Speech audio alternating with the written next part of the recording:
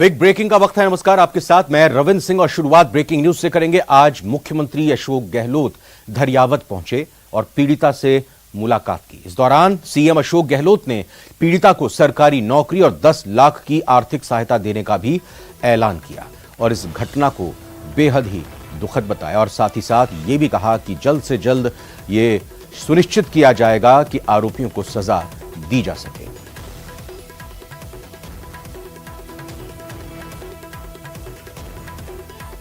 और मैंने उनको विश्वास दिलाया कि सरकार आपके हाथ में खड़ी है, आपको न्याय मिलेगा। नंबर 1। नंबर 2, हम चाहेंगे आप चाहे तो धरियावद में, आप चाहे तो उदयपुर के अंदर आपकी नौकरी लगा देते हैं, सरकारी नौकरी लगा देते हैं, जिससे कि वो अपना आने वाले वक्त में 4 भाई बहन है लोग, 4 भाई बहन है, बहुत गरीब परिवार है, तो 4 भाई बहन है, 3 बहनें हैं, 1 बच्चा छोटा भाई है, उनकी देख रेख भी कर सके आराम से। पिताजी मजदूरी करते हैं, वो मजदूरी हम उनको वहाँ करवा देंगे उदयपुर के अंदर, जहाँ चाहेंगे तो धरियावद में जाना धरियावद में कह देंगे, और साथ में 10 लाख रुपए देंगे, FDI करवाएंगे बैंक के अंदर के बच्चे के नाम से।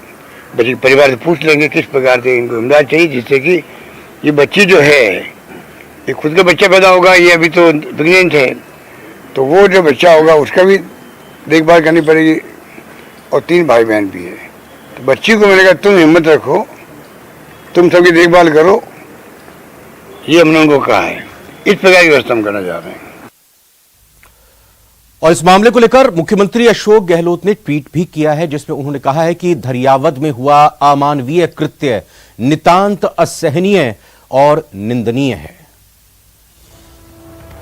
आज धरियावद पहुंचकर पीड़िता से मिले और उन्हें ढांढस बंधाते हुए ये विश्वास दिलाया कि प्रशासन और पूरा प्रदेश इस संवेदनशील घड़ी में आपके साथ है।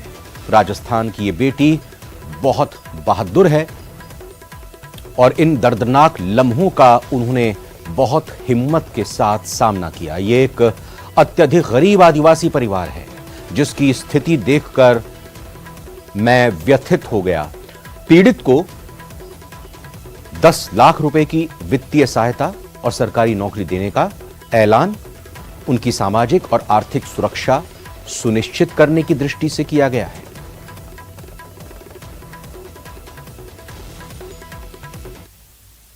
और इस मामले को लेकर बीजेपी के राष्ट्रीय अध्यक्ष जेपी नड्डा ने कांग्रेस सरकार पर करारा हमला बोला है। सवाई माधोपुर के त्रिनेत्र गणेश मंदिर में परिवर्तन यात्रा के शुभारंभ के मौके पर जेपी नड्डा ने कहा कि महिला उत्पीड़न में प्रदेश नंबर 1 बन चुका है और इसीलिए राजस्थान के गौरव को दोबारा स्थापित करने के लिए मौजूदा सरकार की विदाई जरूरी है। आपको बताते चलें कि धरियावद में एक महिला, उसके पति ने ही गांव वालों के सामने निर्वस्त्र कर 1 किलोमीटर तक दौड़ाया था। घटना 31 अगस्त की है। चल रहा। अब मुझे कल प्रतापगढ़ की घटना सुनने को मिला। आप बताइए, मानवता शर्मसार होती है कि नहीं होती है? बताइए क्या घटना है? महिलाओं का अपमान, सरकार चुप, मूक दर्शक। और अगर मैं बलात्कार के बारे में कहूं तो चाहे अलवर का किस्सा हो, चाहे भीलवाड़ा का किस्सा हो, चाहे बाड़मेर का किस्सा हो, चाहे चूरू का किस्सा हो, सब जगह जघन्य अपराध, बलात्कार, और वह भी माइनर बच्चियों के साथ। और कहीं उनको भट्टी में जला देना, कहीं एसिड डाल करके जला देना, कहीं एसिड डाल करके कुएं में डाल देना, यह आज राजस्थान में चल रहा है। बोलिए, ऐसे चलने देना है क्या? चलने देना है क्या? और वहीं बीजेपी सांसद दिया कुमारी भी धरियावद पहुंची, जहां वो थाने में अधिकारियों से मामले की पूरी जानकारी लेंगी। और इस मामले को लेकर सांसद ने कहा है कि वीरांगनाओं की धरती पर ऐसी घटना शर्म की बात है। बीजेपी सांसद दिया कुमारी धरियावद पहुंची और थाने में अधिकारियों से मामले की जानकारी वो लेंगी। आपको बता दें कि सांसद दिया कुमारी ने इस मामले पर बोला है कि वीरांगनाओं की धरती पर ऐसी घटना शर्म की बात है।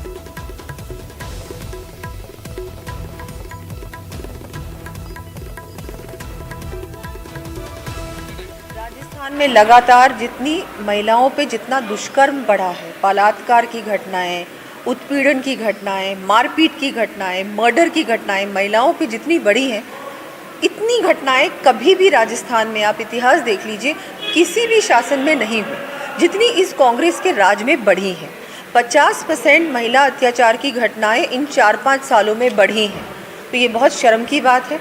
ये हमारा जो प्रदेश है इतना शांतिपूर्वक प्रदेश है, वीरों की वीरांगनाओं की धरती है, मेवाड़ का क्षेत्र है ये, और यहाँ पर इस तरह की घटनाएं लगातार बढ़ रही हैं। मतलब कोई भी ऐसा जिला नहीं है राजस्थान में जहाँ पर रोजाना कम से कम एक घटना सामने आती है। बाड़मेर से खबर है, वो भी आपको बता दें, जहां आरंग में एक हादसा हुआ जिसमें विभाग ने कार्रवाई की है। बिजली विभाग ने एईएन और जेईएन को एपीओ कर दिया है। विभाग ने घटना की जांच एक्सीएन गूढ़ामलानी को सौंपी है। कल करंट लगने से परिवार के 4 लोगों की मौत हो गई थी, अब उसमें एक्शन लिया गया है। बाड़मेर की यह खबर है, जहां आरंग में हादसा हुआ था, 4 लोगों की करंट में चपेट में आने से मौत हो गई थी। विभाग ने कार्रवाई की है। बिजली विभाग की तरफ से एईएन और जेईएन को एपीओ कर दिया गया है। फिलहाल विभाग ने घटना की जांच एक्सीएन गूढ़ामलानी को सौंप दी है।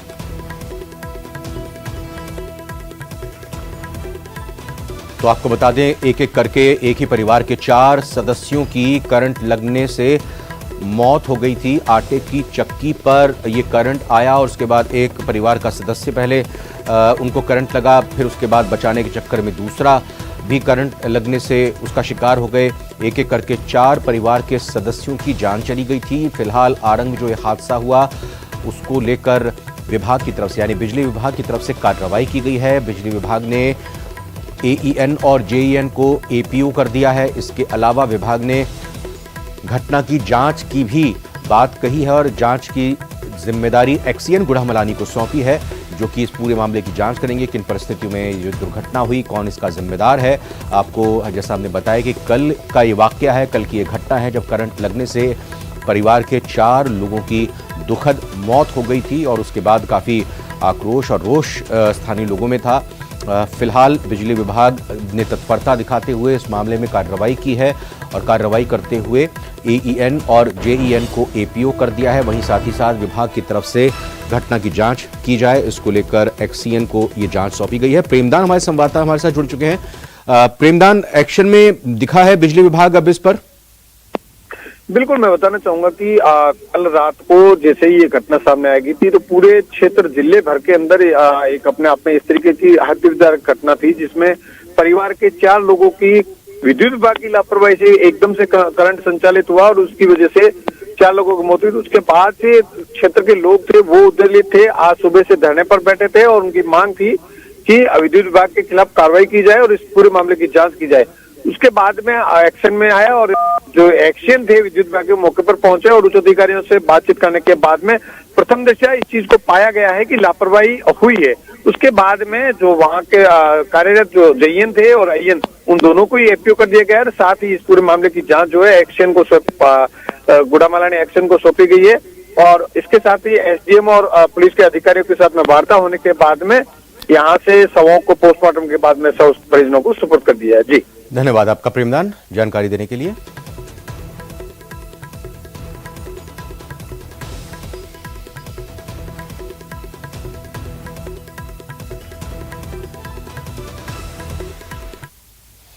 श्री गंगानगर की बड़ी खबर का रुख करते हैं, जहां सादुल शहर में 2 व्यक्ति पानी की टंकी पर चढ़ गए। जमीन के विवाद को लेकर ये दोनों पानी की टंकी पर चढ़े हैं। दोनों को समझाने की कोशिश में लोग लगे हुए हैं कि नीचे उतर आइए। दरअसल ये दोनों ही लोग पानी की टंकी में श्री गंगानगर में चढ़े हैं। सादुल शहर में कुछ इनकी मांग है, शिकायत है, उसी को लेकर ये दोनों टंकी पर पानी की चढ़ गए हैं। एक्सक्लूसिव तस्वीरें भी आपके टीवी स्क्रीन पर इस वक्त दिखाई दे रही हैं, कैसे पानी की टंकी पर बिल्कुल ऊंचाई पर जाकर ये दोनों खड़े हो गए हैं। सादुल शहर श्री गंगानगर में जो बाकी स्थानीय लोग हैं उनकी तरफ से उनको समझाने की कोशिश की जा रही है। उन्हें कहा जा रहा है कि नीचे उतर कर आ जाइए, लेकिन ये अभी की स्थिति यही है कि ये दोनों ही व्यक्ति पानी की टंकी पर चढ़े हुए हैं। जाको राखे साइयां मार सके ना कोई, जी हां, ये कहावत आज कुछ सच होती नजर आई। सांचौर के दोसिया मोहल्ले में एक बच्ची खेलते हुए दूसरी मंजिल से नीचे गिर गई। हालांकि बच्ची के शरीर पर कहीं पर भी कोई खरोंच नहीं आई और बच्ची पूरी तरह से स्वस्थ है। इस घटना का वीडियो सीसीटीवी में भी कैद हो गया है।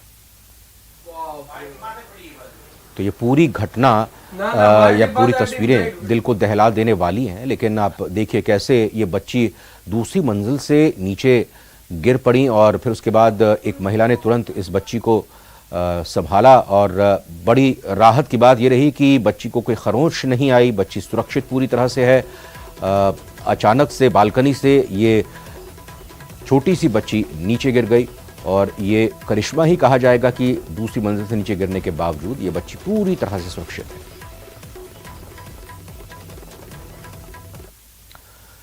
भीलवाड़ा से बड़ी खबर, जहां पर रोडवेज बस और पिकअप में टक्कर हो गई। हादसे में पिकअप सवार 2 लोगों की मौत हो गई है। हादसे के बाद बस सवार यात्रियों में हड़कंप मच गया। हादसे के बाद हाईवे पर भारी जाम भी लग गया। मौके पर पुलिस ने पहुंचकर जाम को खुलवाया और वहां जो ट्रैफिक रुका हुआ था उसको सुचारू रूप से चालू करवाया और साथ ही साथ आपको बता दें कि जो घायल थे उनको अस्पताल में ले जाया गया। लेकिन ये दुखद और बहुत ही भीषण हादसा हुआ जिसमें रोडवेज बस और पिकअप में टक्कर हो गई। इस टक्कर में परखच्चे पिकअप के पूरी तरह से उड़ गए और पिकअप पर सवार 2 लोगों की मौत भी हो गई। जिस तरह से हादसा हुआ, बस में सवार यात्रियों में हड़कंप सा मच गया। कुचामन डबल मर्डर मामले में अपडेट आ रही है। 2 दलित युवकों की हत्या पर 5 दिन से धरना लगातार चल रहा है। भूख हड़ताल पर भीम आर्मी और आजाद समाज पार्टी के कार्यकर्ता बैठे हुए हैं। प्रशासन और परिजनों के बीच अभी तक कोई सहमति नहीं बन पाई है। सरकार की तरफ से मंत्री मेघवाल ने बात की थी और आज फिर धरना स्थल पर सांसद हनुमान बेनीवाल पहुंचे हैं।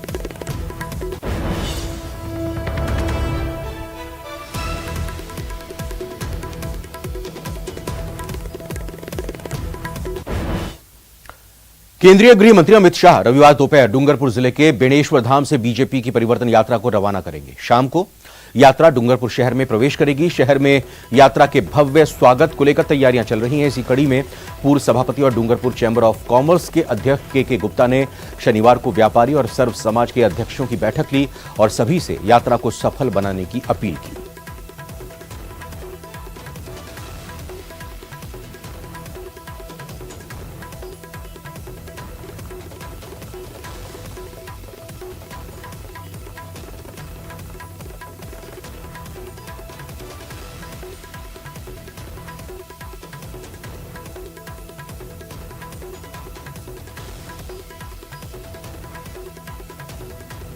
केंद्रीय गृह मंत्री अमित शाह रविवार दोपहर समाजों से और चैम्बर के सभी घटकों से निवेदन किया है कि ज्यादा से ज्यादा स्वागत द्वार लगे और शहर का हर व्यक्ति जब क्योंकि रथ कल 4:30 बजे डूंगरपुर शहर में प्रवेश करेगा और यहाँ से 84 की तरफ प्रस्थान करेगा, तो हर शहरवासी की उसमें उपस्थिति होनी चाहिए। उस स्वागत सम्मान में उसकी भागीदारी होनी चाहिए।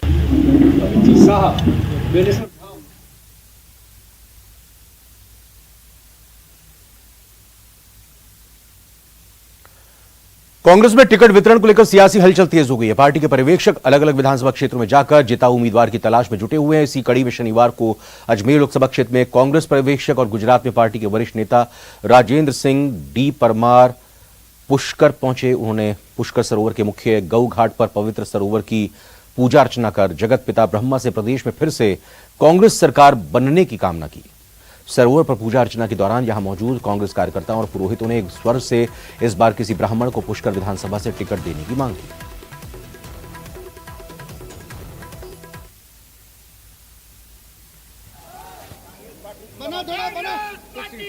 हमारे लोकसभा ऑब्जर्वर की आए के सामने दोबारा में प्रस्ताव पास करवाना चाहता।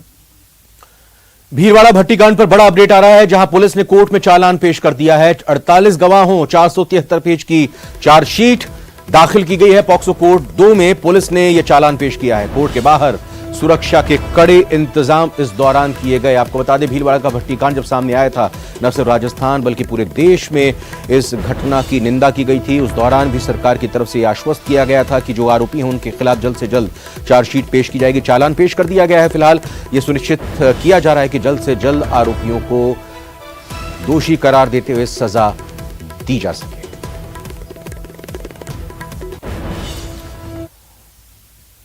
भरतपुर में एक प्रेमी जोड़े के साथ मारपीट की घटना सामने आई है, जिसमें युवक के साथ उसके परिवार वाले भी घायल हो गए। साल 2015 में प्रेमी जोड़े ने शादी की थी। तभी से गांव और समाज के लोग नाराज चल रहे थे। यहां तक कि प्रेमी जोड़े को लोगों ने गांव से बाहर तक निकाल दिया था। लेकिन साल 2020 में भाई की मौत के बाद युवक अपनी पत्नी के साथ गांव आकर रहने लगा, लेकिन गांव वालों ने उन्हें परेशान करना बंद नहीं किया। हालांकि युवक ने कई बार पुलिस से इस बात की शिकायत भी की थी, लेकिन पुलिस के तरफ से मामले में कार्रवाई नहीं की गई। और अब सवाल जरूर खड़े हो रहे हैं कि अगर कार्रवाई पुलिस करती तो फिर यह स्थिति ना बनती। फिलहाल पीड़ित युवक और उसके परिजनों का आरबीएम अस्पताल में इलाज चल रहा है। इस पूरे मामले को लेकर उसने पुलिस के उच्च अधिकारियों से अवगत करा दिया और अब सेवर थाना पुलिस पूरे मामले की जांच कर रही है।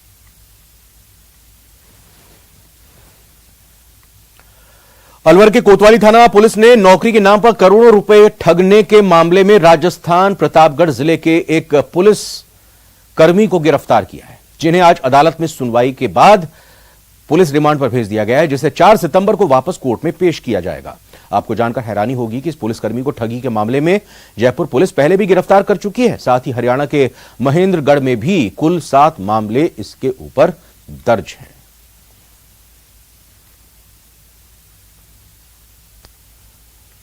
इधर कोतवाली थाना इलाके में पीएनबी बैंक के एटीएम से 2 युवक छेड़छाड़ करके लंबे वक्त से ग्राहकों को चूना लगा रहे थे।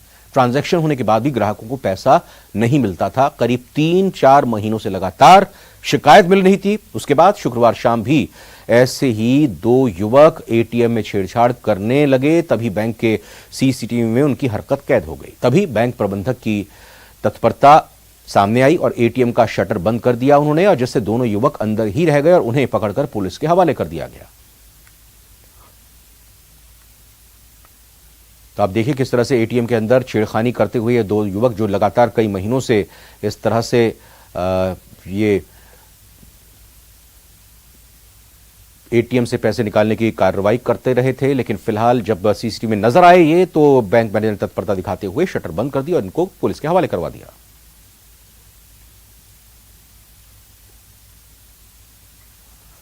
प्रतापगढ़ जिले के धरियावद में एक आदिवासी महिला को निर्वस्त्र करके घुमाने की घटना ने एक बार फिर से इंसानियत को शर्मसार कर दिया है। इस घटना ने प्रदेश में सुरक्षा व्यवस्था पर न केवल सवाल खड़े किए बल्कि प्रशासन के दावों की भी पोल खोल दी है, जिस पर शनिवार को उदयपुर में बीजेपी कार्यकर्ताओं ने जिला कलेक्टर से मुलाकात की और इस मामले में संज्ञान लेकर आरोपियों के खिलाफ कार्रवाई करने की मांग की।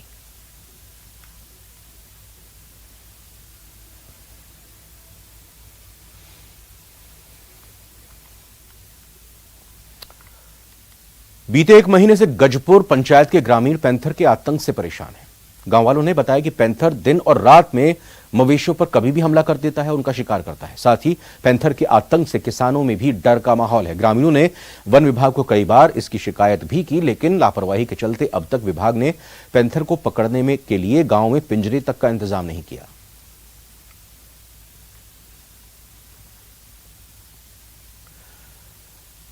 चंद्रयान 3 की सफलता के बाद भारत एक बार फिर से इतिहास रचने के रास्ते पर आगे बढ़ रहा है। शनिवार को श्रीहरिकोटा से आदित्य L1 लॉन्च हो गया है, जिसके निर्माण में उदयपुर की 48 साल पुरानी हाईटेक सोलर वैधशाला के 2 वैज्ञानिकों का अहम रोल है। डॉक्टर रमित भट्टाचार्य और डॉक्टर भुवन जोशी आदित्य L1 में इस्तेमाल होने वाले 7 में से 1 पेलोड उन्होंने बनाया है। दोनों वैज्ञानिक लॉन्चिंग के दौरान विद्या भवन स्कूल में लाइव कार्यक्रम में शामिल हुए थे, जहां बच्चों ने उन पर फूलों की बरसात कर उनका स्वागत किया।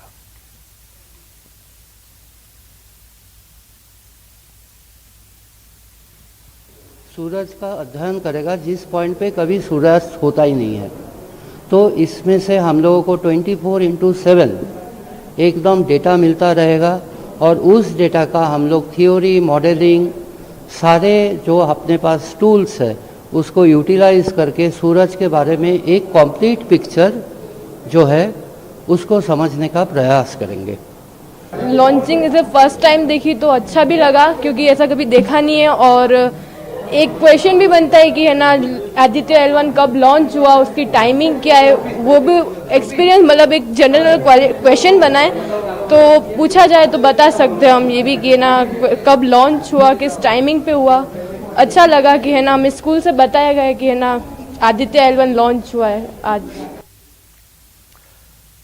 आज रात 7:56 पर हमारे खास कार्यक्रम खबर में दम है में आपको हम बहुत महत्वपूर्ण खबरें दिखाएंगे। दरअसल प्रदेश की सबसे घिनौनी वारदात का पूरा सच, जिसने इंसान